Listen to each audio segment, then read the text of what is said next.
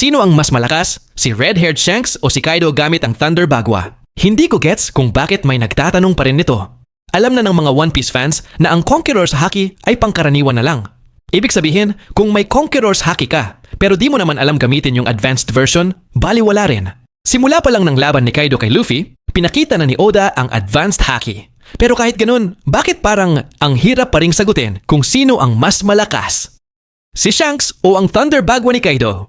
Unahin natin ang comparison ng dalawang teknik. Ang Thunder Bagua ay signature move ni Kaido. Malakas ito, pero hindi palaging gumagamit ng advanced haki. Noong unang beses dumating si Luffy sa Wano, wala pa siyang alam sa advanced haki.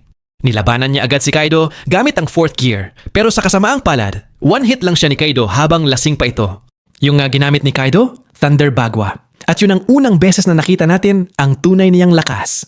Nang matalo si Luffy, nawalan siya agad ng malay. Pero kahit ganun, kaya na niyang gumamit ng Conqueror's Haki noon.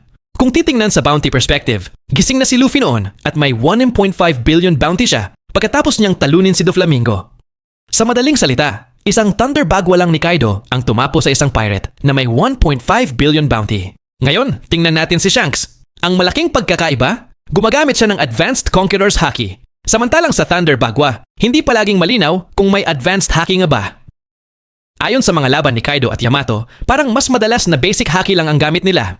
Posible ngang walang advanced haki ang Thunder Bagua ni Kaido. Tapos, tingnan natin ng tamaan ni Shanks si Kid. Halos mamatay si Kid sa isang atake lang.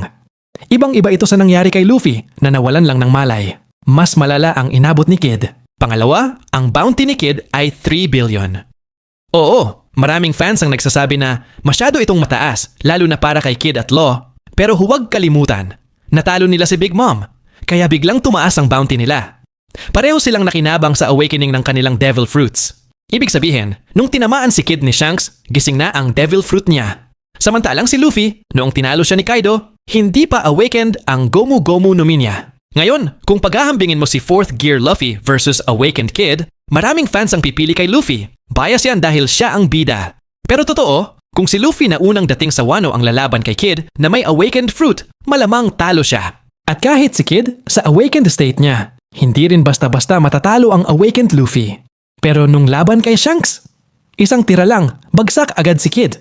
Kaya malinaw, kung gising na ang Devil Fruit mo at ganun pa rin kabilis kang natalo, ibang level talaga si Shanks.